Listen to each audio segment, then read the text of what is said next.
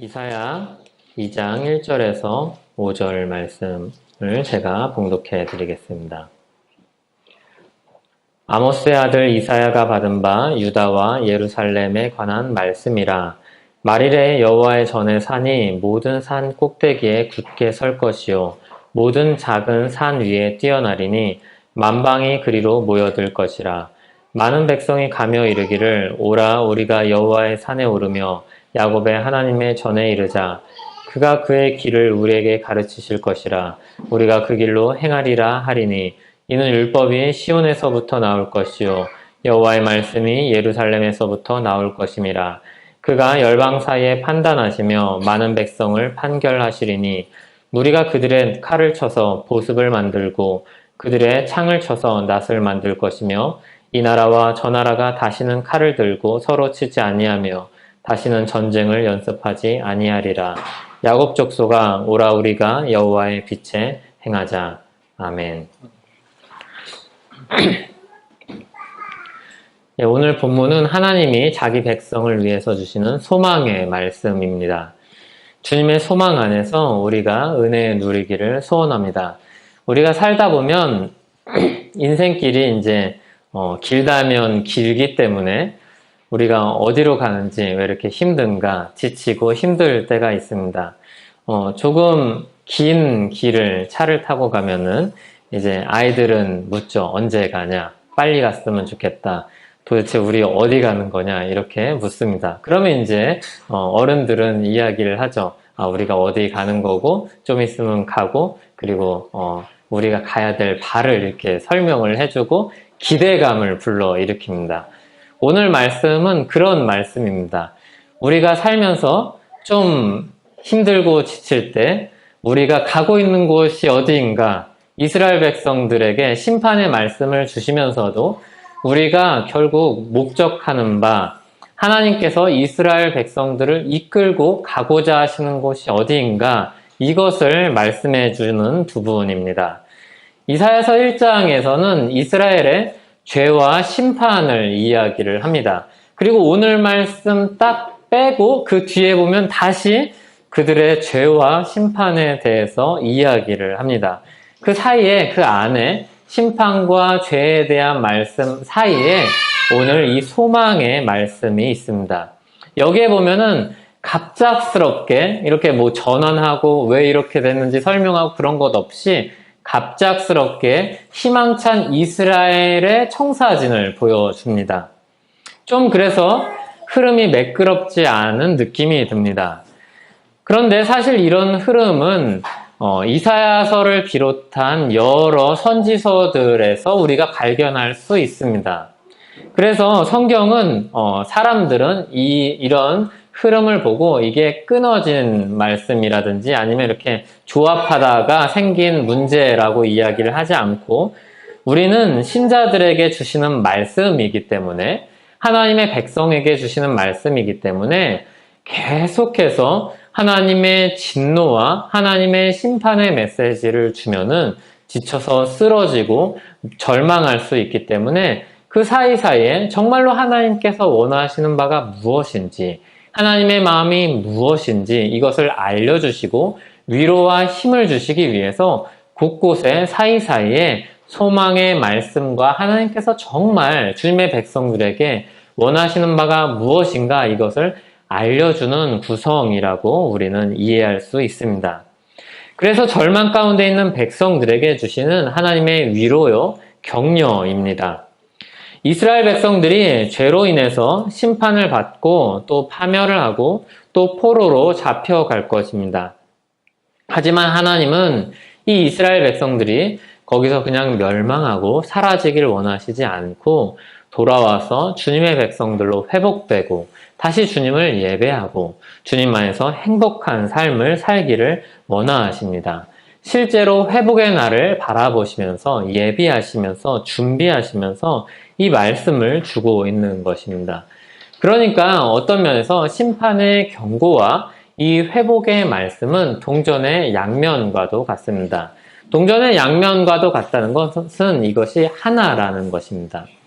하나님은 심판의 경고를 하시면서 이스라엘 백성들이 돌아오기를 바라시고 소망의 말씀을 말씀하시면서 주님 안에서 살아가기를 바라시는 것입니다. 그러니까 이 둘은 같은 것입니다. 주님 안에서 살기를 간절히 바라는 마음으로 주시는 말씀입니다. 하나님은 그렇게 사랑하시는 자기 백성들에게 이 소망의 말씀을 주십니다. 소망을 바라보면서 그곳을 바라보면서 살기를 원하십니다. 오늘 말씀 2절을 보면은 하나님은 말일에 여호와의 전에 산이 모든 산 꼭대기에 굳게 설 것이라고 말씀을 하십니다. 고대 사람들은 산 꼭대기에 높은 곳에 높은 산에 그들의 자신들이 믿는 신들이 산다고 생각을 했습니다. 그래서 예를 들면 바알은 시리아 북쪽에 있는 카시우스라는 산에 거한다고 생각을 했고 제우스는 그리스의 올림푸스 산에 거한다고 생각을 했습니다. 그러니까 이런 사람들의 정서를 생각을 해서 하나님께서 주시는 말씀입니다. 여호와의 전이 있는 시온산이 모든 산 꼭대기에 굳게 선다는 의미는 그러니까 다른 신들이 여러 산들에 있고 하나님의 산에 하나님께서 계시는 그 산에 우뚝 선다, 굳게 선다는 것은 이분이 참 신이고 다른 신들보다 비교할 수 없이 높으신 분이고 위대하신 분이라는 것을 이렇게 우회적으로 다른 표현으로 설명을 하는 말씀입니다. 당시 사람들이 이해할 수 있는 방식으로 이 하나님이 가장 높으신 분이고 그것을 만방이 알게 될 것이다 라고 알려주는 말씀입니다. 그러니까 모든 산 꼭대기에 이 시온산이 굳게 선다는 말은 시온산이 더 커진다든지 아니면 다른 산들이 더 작아진다든지 이런 의미가 아닙니다. 그 산이 우뚝 서서 그 산을 바라보고 이 시온산 위에 있는 위대하신 하나님을 바라보고 많은 사람들이 그 산을 의지해서 오게 된다는 말씀입니다. 사실 실제로 시온산은 그렇게 높은 산이 아닙니다. 그곳에 계신 하나님, 시온산 위에 그 전에 계신 하나님이 위대하시기 때문에 그분이 의지할 만한 분이기 때문에 사람들이 거기로 나오는 것입니다. 거기 계시는 여호와 하나님을 보고 만방에서 그분을 보고 사람들이 모여들 것입니다. 많은 백성들이 가면서 말할 것입니다. 오라 우리가 여호와의 산에 오르며 야곱의 하나님의 전에 이르자 이렇게 말할 것입니다. 거기서 사람들이 배우고 거기서 사람들이 자신들의 인생길을 찾을 것입니다. 거기서 자신들의 인생길을 찾고 그 길로 행할 것입니다. 하나님이 계신 그 시온에 주님의 말씀이 있기 때문입니다. 주님의 율법이 있기 때문입니다.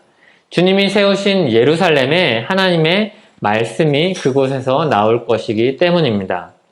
그날에 여호와께서 사람들을 판단하실 때 평화가 임할 것입니다. 그래서 4절 말씀에 보면 그가 열방 사이에 판단하시며 많은 백성을 판결하시리니 이렇게 말씀합니다. 하나님의 통치가 실현되는 곳을 이야기를 합니다. 그 나라를 이야기를 합니다. 근데 그 나라가 이스라엘에 국한되지 않고 만방에 펼쳐질 것을 이야기합니다. 하나님의 권위가 사람들을 지배할 것입니다. 그럴 때 평화가 임하는 것입니다. 이 평화의 모습을 어떻게 묘사하는가 하면 칼과 창을 농기구로 만들 것입니다. 왜냐하면 더 이상 칼과 창이 필요 없기 때문입니다. 보습은 삽의 날과 같은 겁니다. 여기 보면 보습이라는 말이 나오는데 이 삽에 삽 자루가 있고 그 중간이 있고 밑에 보면 쇠로 된 그 날과 같은 겁니다. 보습이. 그래서 칼을 쳐서 만들어서 다시 두드려서 이 보습으로 만든다고 이야기를 합니다. 창을 쳐서 낫을 만듭니다. 서로 치지 않고 전쟁 연습을 하지 않습니다. 더 이상 전쟁의 가능성이 없기 때문입니다. 이 일이 참되신 하나님의 통치 아래서 일어나는 일입니다. 왜 그런가 하면 하나님이 사람들의 통치자가 되시기 때문입니다. 하나님이 기준이 되시기 때문입니다. 하나의 기준을 법으로 삼고 그 법을 따라서 모든 사람이 따라서 갈 때 평화가 옵니다. 그래서 이 땅 가운데 정말로 좋은 나라를 만드는 것은 좋은 법을 세우는 것과 연결이 됩니다. 그래서 고대 사람들도 법의 중요성을 알고 군주는 이 법을 아주 잘 만들고 이 질서 체계를 잘 만들고 그 체계를 따라서 아주 이것을 잘 지켜가는 군주가 좋은 군주라고 이야기를 했습니다. 그래서 강력한 군주를 아주 좋은 군주상으로 삼았죠. 사회에서 그래서 이런 모습을 볼 수 있습니다. 그러니까 많은 사람들이 여러 가지 법이 있는데 많은 사람들이 공감하는 법이 있습니다. 그래서 많은 사람들이 공감하는 법을 보면 분쟁이 없습니다. 다툼이 없습니다. 그것이 생명의 고귀함을 지키는 법이든지 환경을 보존하는 일이든지 이 한 법은 사람들 사이에서 공감을 얻고 지지를 얻기 때문에 그 안에서 다툼이 일어나지 않습니다. 이런 모습은 권위 있는 한 사람을 통해서 우리는 보기도 합니다. 사람들이 이렇게 갑론을 논쟁을 할 때가 있습니다. 아주 치열하게 목소리를 높여서 사람들을 이제 거의 때릴 듯이 이렇게 싸우기도 하죠. 근데 그럴 때 권위자가 와서 한마디 하면은 그 모든 논쟁이 평정이 되는 것이죠. 신학교에 가면은 신학생들이 아주 열을 올려서 자기 주장을 아주 강하게 펼칩니다. 그때 교수님이 오셔서 한마디 하면 그건 다 평정이 되는 겁니다. 예수님이 산상설교를 마치실 때 사람들은 그 가르침에 놀라고 그 권위에 아무 말을 할 수 없었습니다. 성경에 아주 정통한 서기관들도 아무 말을 할 수 없는 그런 분위기였습니다. 명함도 못 내미는 그런 가르침을 사람들이 들었습니다. 그래서 예수님이 가르친 그 순간 그 자리에는 평화가 찾아왔습니다. 논쟁이 없고 더할 말이 없었습니다. 진리 앞에 다 고개를 숙입니다. 물론 하나님을 떠난 사람들은 자신이 가장 큰 주권을 가지기를 바랍니다. 자신이 판단 기준이 되기를 원합니다. 그래서 진리를 수용하지 않습니다. 서기관들과 바리새인들은 이제 시간이 지나고 이 예수님의 가르침을 듣고 이 예수님의 가르침을 볼 때 자신들의 위치를 위협한다고 느꼈습니다. 그리고서 예수님을 증오하고 예수님을 죽일 음모를 세웠습니다. 자신이 판단 기준이 되지 않는 것이 너무나도 싫었던 것이죠. 이전에 사람들이 성경 말씀을 가지고 물으러 자신들을 찾아왔다면 이제 예수님을 찾으러 가는 것이죠. 자신이 기준이 되지 않는 겁니다. 그리고 거기서 미움이 싹 트는 겁니다. 사람들은 자신에게 힘이 있을 때 자신의 뜻을 실현합니다. 자신이 가장 가치 있게 여기는 사람들이라면 좀 고상한 뜻을 실현할 수 있을 것입니다. 자신이 가장 바라는 일을 이루려고 합니다. 하지만 영원하고 유일한 힘을 가진 사람은 아무도 없습니다. 그래서 정당이 바뀌고 지도자가 바뀔 때 크고 작은 문제들이 생기는 겁니다. 논쟁이 생기는 겁니다. 의견이 부딪히고 때로는 큰 싸움이 되기도 합니다. 그런데 하나님께서 마음을 두신 그 날, 하나님께서 통치하신 그 나라가 실현이 되면 거기는 평화가 이루어지는 겁니다. 참 이스라엘 통해서 사람들이 참 하나님을 보게 되는 것입니다. 참 하나님의 통치가 실현되는 곳에서 사람들은 진짜 평화를 맛보게 되는 것입니다. 그리고 그 평화를 보는 곳에서, 그 평화가 실현되는 곳에서 사람들이 하나님께 나오는 겁니다. 하나님께 배우고 그 길로 행하는 것입니다. 정말로 그 안에 평화가 있구나. 정말로 그 안에는 싸움이 없구나. 정말로 그 사람들은 놀라운 사람들이구나. 그 사람들은 정말 이상한 사람들이구나. 그 사람들은 정말 각지에서 왔고 다른 성격을 갖고 다른 배경을 가지고 있는데 어떻게 그렇게 어울려서 살 수 있는가? 여기에 놀라고 여기를 보고 신기해하고 여기를 갈망하면서 나오게 되는 것입니다. 그러므로 이스라엘은 그 소망을 바라보며 주님의 진리를 담은 백성답게 여호와의 빛 안에서 살아가야 하는 이 사명을 가지는 겁니다. 이 책임을 갖는 것입니다. 많은 백성이 오라 우리가 여호와의 산에 오르자 이렇게 말한다면 야곱 족속이라면 더욱 앞서서 오라 우리가 여호와의 빛에 행하자 이렇게 말을 하고 그렇게 살아야 하는 것입니다. 이 말씀은 이스라엘 백성들에게 위로와 격려를 주는 말씀입니다. 이사야 선지자가 와서 그들의 죄를 지적하고 하나님의 심판을 이야기할 때 사람들은 낙심했을 것입니다. 우리가 하나님의 백성인데, 그래도 우리가 하나님의 부름을 받은 사람들인데, 그래도 우리에게 주님의 성전이 있는데 우리가 멸망한다니 이게 진짜라면 너무나도 절망스러운 일이고, 만약에 이것이 진짜가 아니라면 진짜가 아니겠지. 아니야, 진짜가 아닐 거야. 우리는 주님의 백성인데 이렇게 생각했을 것입니다. 이스라엘 백성들은 아주 큰 충격을 받았을 것입니다. 그래서 어떤 사람들은 이것을 부정했을 것이고 어떤 사람들은 낙심했을 것입니다. 그 사람들에게 하나님은 이 말씀을 주시는 것입니다. 그게 다가 아니라는 것이죠. 여전히 기회가 있다는 것이죠. 돌아오라는 말씀이죠. 돌아와서 오라 여호와의 빛으로 빛 안에서 행하라는 이 말씀을 주시는 것입니다. 왜냐하면 하나님은 이 백성에게 품으신 뜻이 있기 때문입니다. 이 백성을 통해서 하나님은 하나님의 이름이 드높여지기를 원했습니다. 이 백성을 통해서 하나님 나라가 어떤 곳인지 사람들에게 알려주기를 원했습니다. 그 나라의 평화와 그 나라의 자비와 그 나라의 사랑과 그 나라의 아름다움을 보여주기를 원했습니다.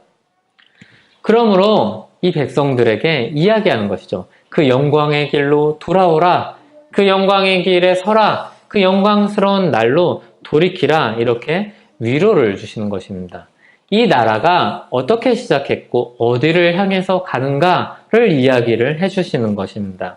이스라엘 백성으로서의 정체성을 다시 한번 일깨워 주시는 것입니다. 그날이 되면 주님께서 정하신 그때가 되면 주님 나라 백성들이 하나님을 높이고 주님 나라를 보여주는 사람들이 될 것이라고 말씀을 하십니다. 우리는 이 말씀을 보면서 이스라엘 백성들, 당시 이스라엘 백성들에게 주시는 말씀만이 아니라는 것을 알 수 있습니다. 당시 이스라엘에게 소망과 권고의 말씀이었으면서 동시에 지금 예수 그리스도 안에 있는 우리에게 주신 소망의 권고이기도 합니다. 왜냐하면 우리가 주님 안에 있는 주님의 백성이고 정말로 참 이스라엘, 진정한 이스라엘로 우리는 부름받기 때문입니다. 여기 오늘 이사야 2절에 나온 말이래라는 말을 직역하면 그날들이 마치고입니다. 그러니까 하나님께서 마음에 두신 일들, 그 날들이 지난 후에 그 말이래 이렇게 번역이 되어 있지만 그 날들이 지난 후에 그 지난 하나님의 역사가 진행이 되고 때가 이르면 이런 날들이 올 것이라는 것입니다. 이 날들은 두 차례에 걸쳐서 두 단계에 걸쳐서 말하자면 성취될 것입니다.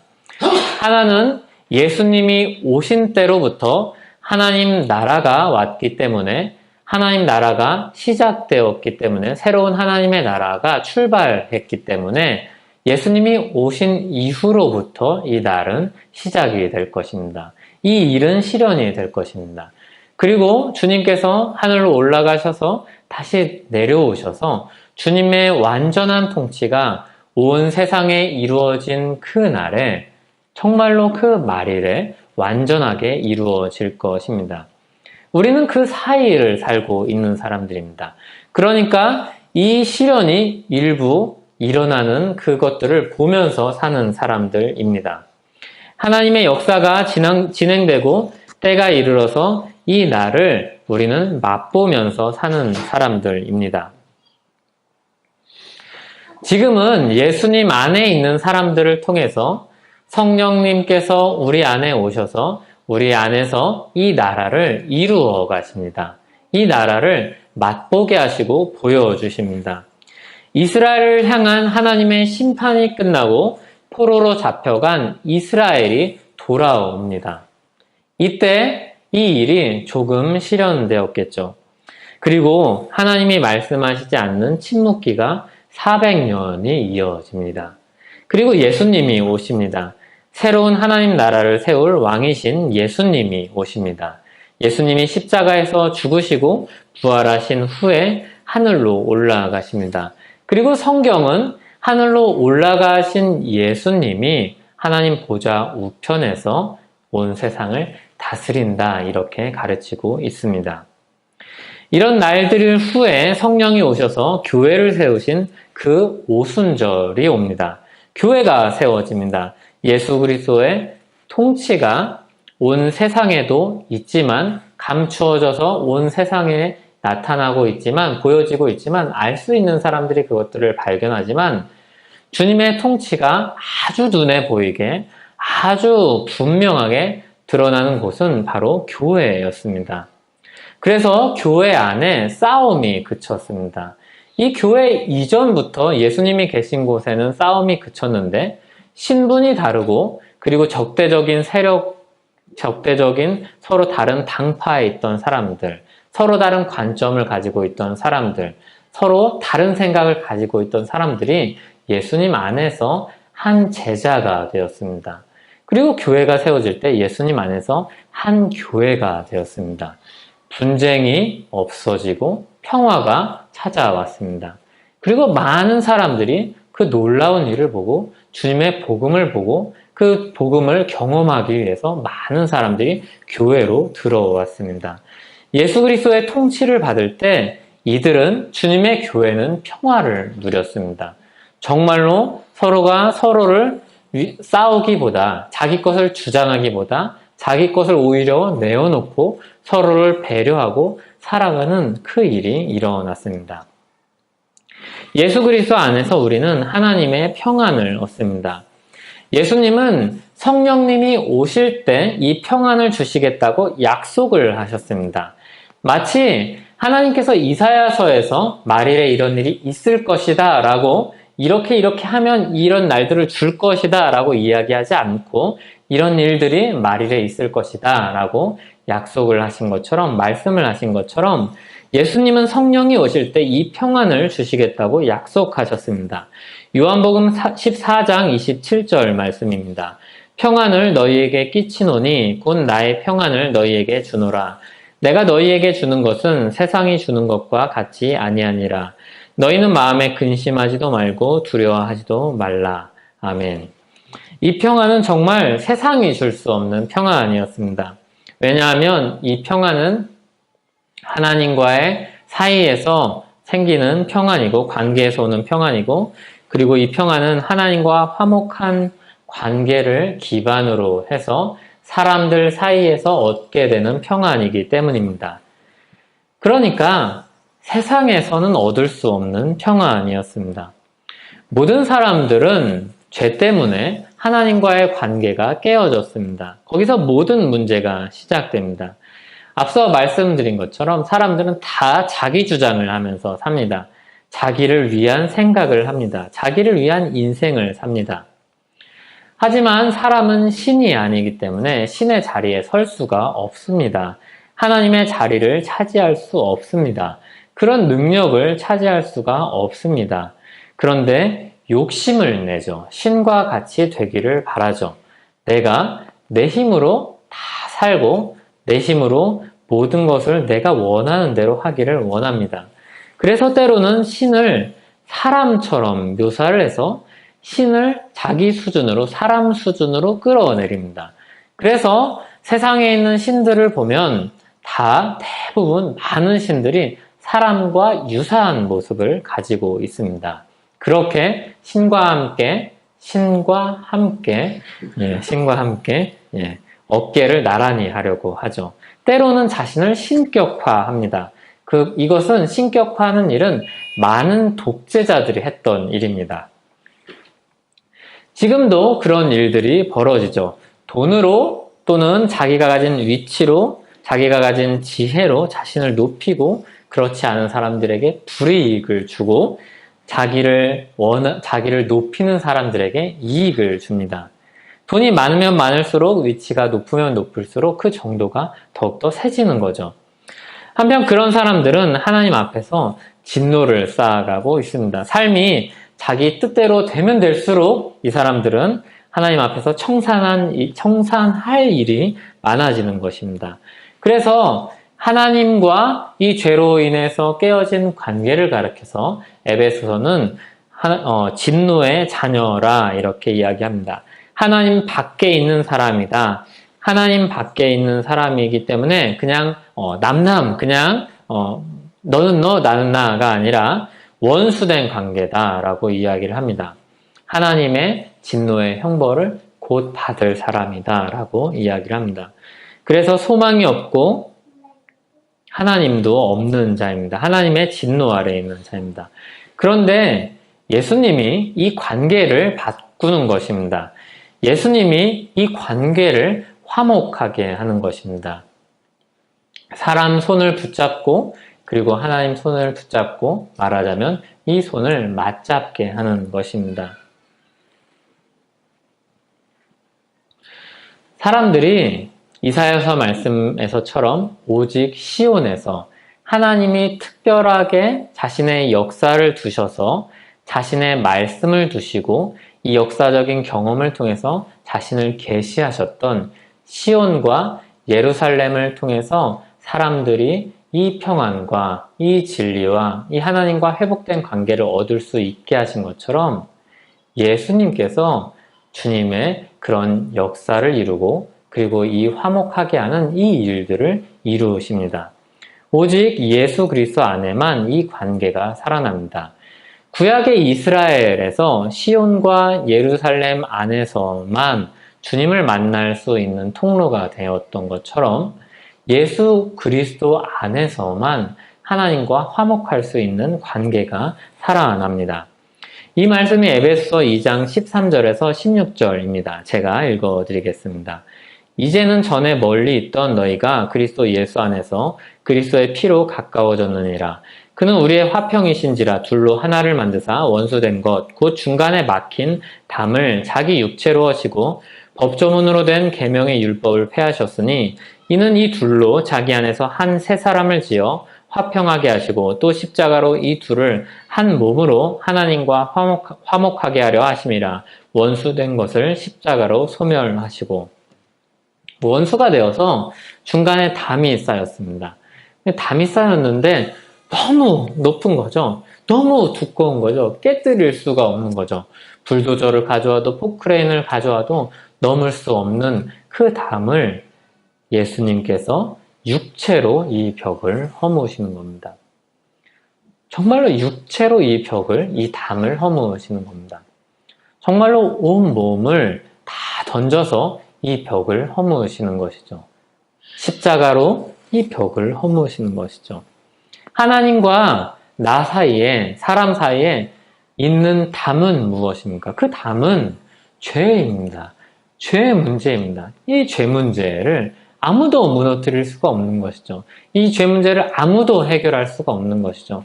아무리 강력한 사람도 아무리 지혜로운 사람도 이 담을 허물 수가 없는 것이죠. 그래서 이 담을 허무시기 위해서 이 형벌을 해결하시기 위해서 이 죄 문제를 해결하시기 위해서 예수님께서 오셔서 십자가에서 우리가 받아야 될 형벌을 다 받으시는 겁니다. 하나님은 예수 그리스도께 이 형벌을, 이 진노를 다 쏟으시는 겁니다. 삼위일체신 하나님께서 분리될 수 없으신데, 나뉠 수 없으신데 마치 그 관계가 단절되는 것처럼, 정말 순간적으로 단절되는 것처럼 정말로 그 있을 수 없는 그 일을 통해서 하나님이 모든 진노를 받으시고 예수님이 모든 진노를 받으시고 이 죄 문제를 해결하십니다. 그리고 정상적인 관계를 맺게 하는 거죠. 화목한 관계를 맺게 하는 것입니다. 그냥 만약에 이 재판을 만약에 우리가 다 받으면 우리는 하나님의 진노 아래 그냥 압사될 것입니다. 그냥 정말로 절망 가운데 살 것입니다. 그래서 이 절망 가운데 우리가 살면서 이 세상에서 우리가 그렇게 고뇌하죠. 그렇게 괴로움 속에서 살죠. 우리가 해결할 수 없는 계속해서 그런 괴로움 속에서 삽니다. 근데 예수 그리스도가 그 담을 허물고 하나님과 우리와의 관계를 화목한 관계, 화평한 관계로 만들어 주십니다. 그리고 거기서 그 화목한 관계에서 그 주님의 통치 안에서 예수 그리스도 안에서 사람과 사람 사이의 관계가 회복되기 시작합니다. 사람과 사람 사이에 평안을 얻게 하십니다. 이 일이 교회 안에서 가장 놀랍게 일어납니다. 우리가 교회 아니라면 만날 수 없는 사람들 어떻게 만나겠어요? 교회가 아니면 만날 수 없는 사람들을 모아주시고 그리고 뭐라고 이야기하시냐면 형제라 자매라 이렇게 이야기를 합니다. 그리고 서로를 위해서 기도를 하고 그냥 밖에서 만나면 남남이기 때문에 저 사람이 아파도 그냥 그런가 보다 할 만한 일들이 이제 저 사람이 아프면 내 아픔이 되고 저 사람의 기쁜 일이 내 기쁨이 되는 그런 일들, 마치 이 끝에서 저 끝에서 있는 사람들을 정말 도저히 만날 수 없는 사람을 손을 잡고 한 가족이라고 이야기하는 일이 예수 그리스도 안에서 일어나는 것입니다. 그게 좀 전에 읽은 에베소 2장 16절 바로 뒤에 이어지는 말씀입니다. 에베소 2장 17절에서 19절입니다. 또 오셔서 먼 데 있는 너희에게 평안을 전하시고 가까운 데 있는 자들에게 평안을 전하셨으니 이는 그로 말미암아 우리 둘이 한 성령 안에서 아버지께 나아감을 얻게 하려 하심이라. 그러므로 이제부터 너희는 외인도 아니요 나그네도 아니요 오직 성도들과 동일한 시민이요 하나님의 권속이라. 하나님의 권속이라는 말은 하나님 안에서 한 가족이라는 이야기입니다. 이제 추석이라서 추석이면 이제 가족들에게로 돌아가는데 한 가족입니다. 아무리 힘들어도 돌아가게 되는 그 가족입니다. 아무리 지쳐서 살다가도 명절이 되면 만나서 기쁨을 누리고 맛있는 것을 같이 먹고 누리는 그 가족입니다. 예수님 안에서 우리는 교회는 한 가족으로 부름을 받습니다. 하나님의 평안이 이쪽 사람들에게도 전해지고 저쪽 끝에 있는 사람들에게도 전해져서 그 평안을 가지고 같이 와서 함께 누리는 사람들입니다. 하나님이 평안의 부름을 받고 저쪽에서 이렇게 왔는데 와서 보니까 혼자가 아닙니다. 저쪽에서 온 사람이 또 있는 것입니다. 그리고 이 사람들이 부름을 받아서 한 곳에 모여서 보니까 자신이 외부인이 아닙니다. 이방인이 아닙니다. 지나가는 사람이 아니고 같은 시민권자고 같은 가족입니다. 죄로 잃어버린 이산 가족을 만납니다. 그래서 죄로 잃어버린 그 기간이 얼마나 긴지 와서 보니까 안 닮았습니다. 네, 안 닮았습니다. 얼굴이 전혀 다릅니다. 오랫동안 떨어져 있었기 때문에 전혀 다른 사람 같죠. 근데 예수님 안에서 한 가족입니다. 그렇게 다른 사람들이 예수 그리스도의 통치 아래서 그 사랑의 법 아래서 평안을 누립니다. 그 평안을 예수 그리스도의 사랑을 깊이 느낄 때 더 많이 예수 그리스도의 사랑 안에서 더 깊이 더 자주 느끼게 되는 것입니다. 예수 그리스도의 은혜와 사랑의 법 아래 있음을 인식할 때, 그 사랑을 더욱더 생각할 때, 그 사랑이 성령의 은혜로 내 안에 가득 찰 때 그 평안을 더 줄 수 있는 것입니다. 지금 우리는 그 완성된 나라, 그 이상의 나라, 정말로 전쟁이 필요 없어서 전쟁 준비를 할 필요가 없는 나라. 우리로 따지면 서로 싸울 필요가 없어서 내가 저 사람을 이길 능력을 연마할 필요가 없는 나라. 내가 저 사람을 이기기 위해서 내 말의 논리와 내가 준비해야 될 것이 필요가 없는 나라. 변호사를 선임할 필요가 없는 나라. 그런 나라를 바라보면서 우리는 사는 것입니다. 그래서 에베소 2장 21절 22절은 주 안에서 성전이 되어가고 그리스도 예수 안에서 함께 지어져 간다 이렇게 이야기합니다. 우리가 그 소망을 바라보고 있는데 우리가 과정 속에 있다는 것을 이야기를 합니다. 우리가 소망을 바라보고 있지만 그 완성된 나라를 바라보고 있지만 우리가 아직 완성된 나라에 이르지 않았다는 이야기를 합니다. 그래서 우리 사이에 늘 평안만 있지 않고 상처도 있고 실패도 있고 서운함도 있습니다. 그래도 우리는 주님의 약속의 소망을 보면서 이 날들을 살아가는 것입니다. 주님의 평안이 오늘도 임하기를 바라면서 사는 것입니다. 이사야서는 이스라엘 백성들에게 그 날을 보여주는 것입니다. 그 소망의 나라를 보여줍니다. 우리가 이를 곳이 저긴데 그곳이 얼마나 아름답고 좋은 곳인지 아는가? 그곳에 우리가 하나님의 약속으로 부름을 받아서 가고 있는 사람들이다. 우리가 누구인가? 그러므로 우리가 이렇게 있을 것이 아니라 야곱의 족속아 오라 우리가 여호와의 빛에 행하자. 하나님 안에서 펼쳐질 미래를 바라보면서 살자. 소망의 약속으로 오늘을 새롭게 하자. 이 말씀을 이스라엘 백성들에게 참 이스라엘 백성들에게 주시는 것입니다. 그리고 에베소서는 예수 그리스도 안에서 주님의 백성된 사람들에게 그 목적지를 보여주면서 그 평안의 나라를 보여주면서 하나님께서 우리에게 주신 그 평안이 이렇게 좋은 것인데 하나님과 화목하게 되었고 사람과 사람 사이에 더 이상 싸우지 않아도 되는 그 평안인데 우리가 그 소망을 바라보고 사는 사람들인데 하나님과의 깨트릴 수 없는 벽을 예수 그리스도로 인해서 허물었고 그 안에서 그 이전에는 맨날 싸우고 눈치 보고 더 자기를 어떻게 하면 더 드러낼까 더 주장하고 생존하기 위해서 살던 삶을 살았는데 그것을 벗어나서 이제 주님의 나라를 향해서 가는 사람들인데 우리가 그런 사람들을 만난 사람들인데 우리가 소망을 가지고 살아야 되지 않겠는가? 우리가 그 안에서 지어져 가는 사람들이라고 이야기하는 것입니다. 그런데 물론 가는 길이기 때문에 목적지에 이르지 않았기 때문에 시행착오도 있고 어려움도 있고 눈물도 있고 땀 흘림도 있고 말을 해도 못 알아듣는 그렇게 잘 설명을 해도 못 알아듣는 그런 답답함도 있는데 주님 안에서 그리스도 예수 안에서 우리는 함께 하나님 나라를 향해 간다. 이 말씀을 우리에게 주시는 것입니다. 그리고 이 나라를 향해서 가는 그 부족해 보이고 그 불완전해 보이는 모습 가운데서도 하나님은 그 사람들을 통해서도 그 교회를 통해서도 하나님의 이름을 높이고 나타내고 주님 나라를 보여줘서 그 나라 안으로 사람들이 들어오는 우리를 그런 사람들로 우리를 그런 하나님 나라를 보여주는 사람들에게 나타내는 그런 사람들로 우리를 불러주신다고 말씀하시는 것입니다. 그래서 이 소망을 가진 자로 여호와의 빛에 행하자, 빛의 자녀들로서 살자. 우리는 이런 교훈을 위로와 격려 속에서 받는 것입니다.